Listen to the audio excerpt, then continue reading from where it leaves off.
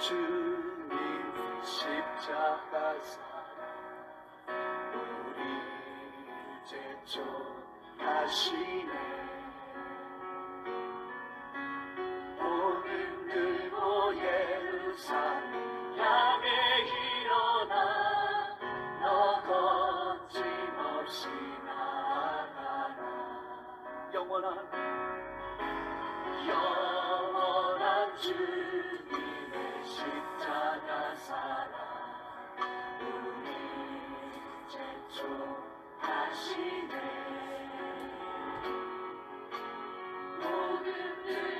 마태복음 5장의 1절에서 10절 앞부분을 중심으로 산상수훈에 대해서 말씀을 드리고자 합니다. 산상수훈은 정확하게 마태복음 5장에서 7장을 산상수훈 혹은 산상보훈이라고 말합니다. 왜 그렇게 말하느냐면은 산 위에서 예수님이 가르치신 복음의 말씀이기 때문에 산상이라는 말이 들어갑니다. 그리고 유대인들은 보통 앉아서 이렇게 메시지를 전했습니다. 그래서 마태복음 5장 1절에 보면 예수께서 무리를 보시고 산에 올라가 앉으시니, 우리 예수님이 앉아서 또 제자들도 다 앉아 있는 상태에서 말씀을 전하는 겁니다. 그래서 산상수훈 혹은 보배로운 복음이다 라는 의미로 산상보훈이라고 말하기도 합니다. 자, 그런데 이 산상수훈은 너무나도 복음 전체를 요약한 종합 엑기스와 같은 내용이 포함되어 있습니다. 그래서 이 산상수훈은 심지어 인본주의자들, 신신학자들, 성경이 어떤 거는 성령의 감동이 되었고 어떤 거는 안 됐다고 말하는 아주 이상한 학자들도 성령의 감동을 제일 많이 받은 거는 산상수훈이다 이렇게 말합니다.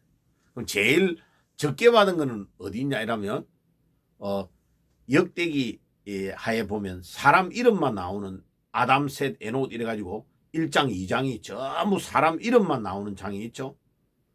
그거를 성령의 감동이 안 받았다 이렇게 말합니다. 그런데 정말 바보스러운 겁니다. 히브리어 원어로 보면요, 아담, 셋, 에녹만 나오는 이름이 거기에 전부 다 운율이 다 들어가 있습니다. 그럼 이렇죠. 아담, 셋, 에녹, 노래예요, 노래. 완전히 쉽니다. 히브리어 원어로 보면. 그런데 성령의 감동이 안 됐다니요. 너무나 웃긴 거죠. 그래서 디모데후서 3장 16절에 모든 성경은 하나님의 감동으로 기록됐다고 그랬잖아요. 그때의 모든이라는 파스라는 단어는 뒤에 성경, 스크립처라는 단어가 단수예요, 단수. 그러면 그 단어를 앞에 있는 모든이라는 단어를 번역할 때는 every로 번역해야 돼요. 근데 킹제임스 버전이나 많은 그렇게 번역을 잘했다고 하는 성경도 all로 번역해놨습니다. 틀리게 번역이 된 거예요. 그러니까 뒤에 따라오는 성경이라는 단어가 단수이면 앞에 있는 파스라는 단어를 every로 번역해야 된다는 규칙입니다. 그건 헬라어의 제일 마지막에 고급 문법, 문맥으로 모든 것들을 결정한다고 하는 거기에 딱 나와 있습니다. 그러니까 every와 all의 의미는 전혀 다른 겁니다. every는 every equals all 플러스 each입니다. each. 그러니까 그 디모데후서 3장 16절에 모든 성경은 하나님의 감동으로 기록됐다는 그 말씀은 한 구절 한 구절을 성경의 구절을 떼놔도 성령의 감동으로 다 기록되어 있고 모든 것들을 다 합쳐도 성령의 감동으로 기록됐다 이런 뜻이에요. 하나도 예외가 없다 이 말이에요. 그 말은. 그런데 인본주의 신신학자들은 성령의 감동이 된 것도 있고 안 된 것도 있다고 말하는 그건 틀린 사상입니다. 자, 그러면 산상수훈으로 다시 들어가서 우리 산상수훈을 선포하기 전에 마태복음 3장과 4장에 어떤 일이 일어났습니까? 예수님께서 세례 요한에게 세례를 받으신 왕의 대관식이 있었고, 두 번째는 예수님께서 아주 중요한 마태복음 4장에 40일을 금식하신 후에 사탄이 와가지고 유혹하는 일이 일어나잖아요. 그것을 하나님의 말씀으로 다 물리치시고 이기는 것을 보여주신 후에 이제 시작하는 제일 중요한 메시지가 산상수훈의 메시지부터 시작됩니다. 그래서 굉장히 중요한 내용을 말합니다. 왕이 되신 우리 예수님께서 모든 사탄의 세력과 유혹을 이기시고 말씀으로 이기신 그분이 산상수훈의 메시지를 전파하는 것이기 때문에 굉장히 중요한 내용을 우리가 받고 있는 것입니다.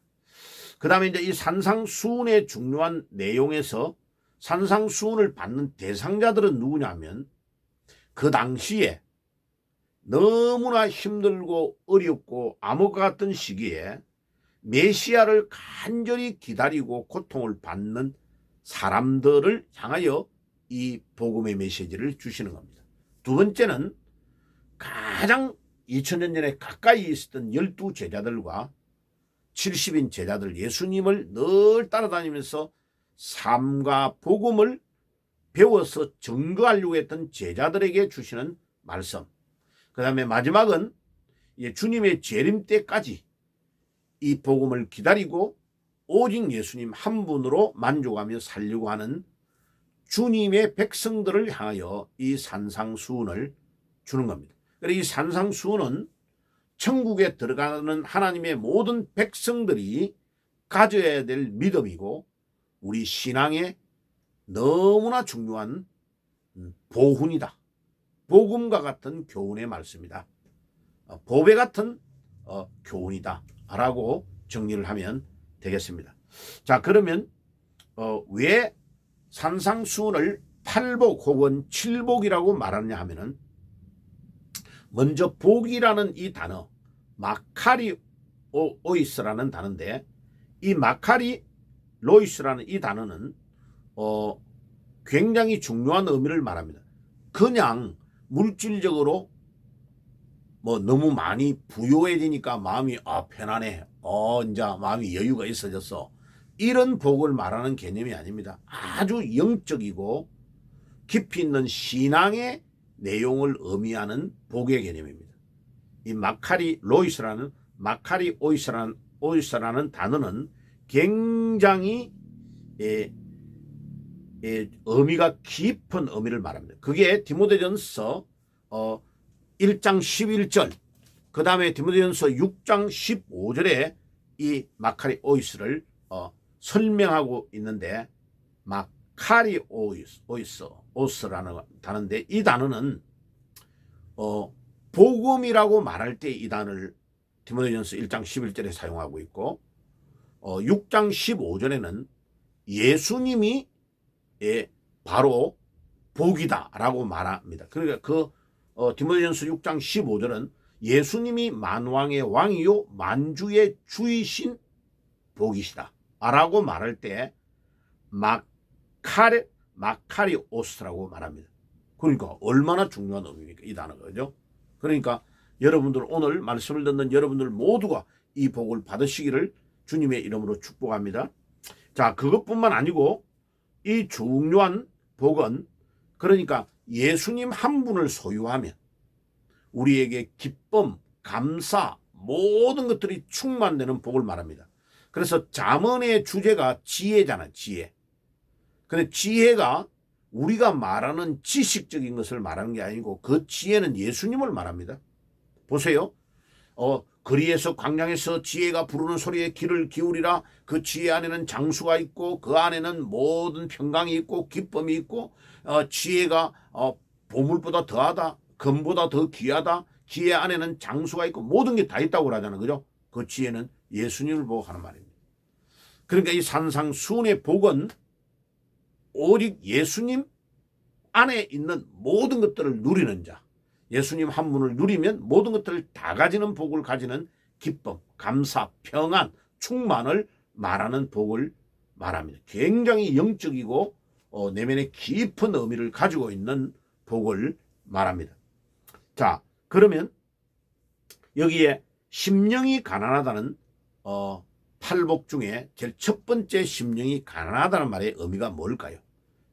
이 가난하다는 말이 내나 육신적으로 뭐가 물질이 부족하다 이런 의미를 말하는 게 아닙니다. 이 가난하다 말은 무슨 말이냐면은 여름에 우리가 등산하러 가가지고 산 계곡에서 막 물놀이 하고 막 이제 밤에 잠이 들어버렸는데 갑작스럽게 폭우가 내려와서 막 위에서부터 물이 막 휩쓸어 텐트를 확 휩쓸어서 떠내려가고 있는 거예요. 자, 보세요. 구조하는 사람이 바깥에서 줄을 딱 던졌어요. 그럼 그 구명하는 그 줄 하나를 딱 잡았어. 그럼 그 줄을 놓치면 죽는 거잖아, 그죠? 그 줄 하나를 잡느냐 잡지 않느냐에 따라 나의 생사가 갈리는 간절한 상태, 그 줄 생명줄 하나를 잡고 거기에 모든 내 목숨을 건 상태를 심령이 가난하다. 다시 말하면 오직 하나님 한 분, 오직 예수님 한 분에게 나의 모든 소망의 닷줄을 던지고 간절한 마음으로 기다리고 있는 상태를 심령이 가난하다라고 말합니다. 그래서 이사야 40장 31절에 여호와를 앙망하는 자에게 새 힘을 준다고 했대. 그때 앙망이라는 단어가 그런 개념입니다. 그러니까 여러분 우리가 신앙생활할 때 내가 이제 좀 살만해. 나의 모든 것들이 기반이 또 우리 애들도 어느 정도 잘 컸으니까 나 살만해 라는 마음을 가지면 이미 내 심령이 부유한 거예요. 그럼 심령이 가난한 것과 반대되는 개념의 제일 대표적인 사람들이 누구냐? 예수님 당시의 바리새인과 서기관들, 대제사장들과 같은 사람이에요.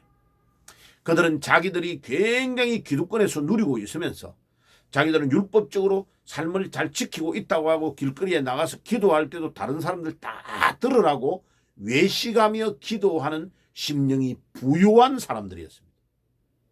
그러니까 오시는 메시아가 가장 초라한 모습으로 오시니까 예수님이 메시아인 줄 모르는 거죠. 알 수가 없는 거죠.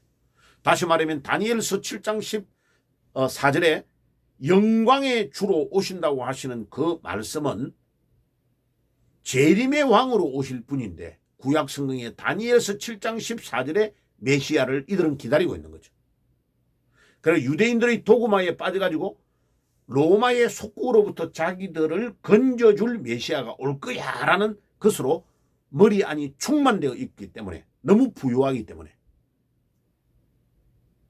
이사야 53장에 고난의 종으로 오시고 볼 모양도 없고 형체도 없이 오시는 가난한 모습으로 오시는 예수님을 놓쳐버리는 거죠.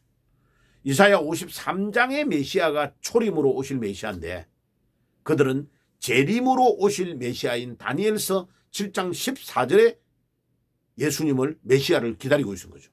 그러니까 쫓겨버리는 거죠. 그러니까 심령이 부유한 자의 특징이 그런 자입니다. 오늘날 우리가 이 땅에서도 우리가 경제적으로 부유해지고 우리가 우리의 삶이 윤택해지면 절대 다수의 사람들이요. 보세요. 우리 옛날에 70년대 80년대 얼마나 간절한 마음으로 기도하고 새벽에요. 막 교회가 막 기도의 소리가 끊임없었잖아요. 지금 보세요. 새벽 기도 제대로 하는 교회가 있습니까? 없잖아 봐요. 기도가 없어요. 금요일 철야하는 교회가 어디 있습니까? 다 목사님들부터요. 주일날 새벽 기도 안 하잖아요. 금요일 새벽 기도 안 하죠. 그러니까 기도가 다 죽어버리니까 교회가 죽어버리는 거죠. 그러니까 우리는 우리 이 말씀을 붙들고 우리의 심령이 가난한 자가 되어야 됩니다. 그래 가난하다는 말은 오직 소망의 닷줄을 주님에게만 딱 잡고 주님이 나에게 구명줄을 던져줬어. 그 줄 하나를 잡아야 그거 하나만 잡는 것에 내 모든 정신과 신앙의 상태를 집중해야 살지요. 다른 거를 연연하면 그 줄을 놓쳐버리면 죽는 거죠. 그래서 심령이 가난한 자는 복이 있나니 천국이 저희 것이라 그랬죠. 그죠? 천국. 그럼 왜 7복과 8복이라고 말하느냐 하면은 첫 번째 심령이 가난한 자에게 주는 복이 천국이 저희 것이면하죠. 맨 마지막에 여덟 번째 의를 위하여 핍박을 받는 자에게 복을 주신다는데 그때가 또 천국이 저희 것임이죠. 그래 천국을 상급으로 주는 것이 두 개이기 때문에 그걸 하나로 합칠 때에 칠복, 두 개를 분리할 때에 팔복이라고 합니다. 그래서 산상수훈을 팔복이라고 하는 학자도 있고 7이 완전 숫자니까 칠복이라고 말하는 학자도 있습니다. 그러면 괜찮아요. 자, 중요한 것은 오늘 우리가 산상수훈에 대해서 배웠습니다. 첫 번째 복인 심령이 가난한 자가 되어가지고 오직 나의 소망의 닷줄이 주님에게만 있다. 그러면 주님 한 분을 소유하면 거기에 기쁨, 감사, 평강 모든 것들이 다 포함되어 있습니다. 그런데 다른 것들 다 가졌어. 그런데 예수님 한 분 놓쳐버리면 인생 실패입니다. 끝입니다. 다 될 것 같은데 자녀가 문제가 일어나 버리고 모든 것 소유 다 된 것 같은데 건강이 딱 망가져 버리고. 그러니까요 우리 주위에 보세요. 예수님 안 믿는 자들 또 가짜로 믿는 자들 한번 보세요. 엄청 바깥으로 볼 때는 대단하게 보이는데 들어가면요 그 가정의 자녀, 부부의 문제, 건강의 문제, 치명적인 문제가 그 안에 딱 들어가서 아무것도 그것을 발휘하지 못하도록 만들어버립니다. 왜? 가장 중요하신 주님에게 소망의 닷줄을 던지지 않냐고 다른 것에 소망을 던지기 때문에 망해버리는 거죠. 오늘 여러분들 그러면 천국의 개념은 뭐예요? 하나님의 절대적인 주권에 의해서 통치되는 영역을 천국이라고 하는 겁니다. 그럼 당연히 우리가 들어가야 될 영원한 천국은 바로 그곳이죠. 그런데 우리가 지금 이 땅에 살면서도 천국을 체험할 수 있는 것은 내 안에 주님이 모든 것들을 통치하는 주인으로 계시면 이미 내 안에 천국이 임한 겁니다. 그리고 우리 가정에 주님이 절대적으로 통치하는 영역이면 가정에 이미 천국이 와 있는 거죠. 그래서 신학적으로 천국은 이미 왔고 이미 우리가 오고 있는 중에 있으며 또 천국은 임할 것이다. 과거, 현재, 미래를 다 쓰는 겁니다. 그래 하나님에게는요. Das ewige Jetzt.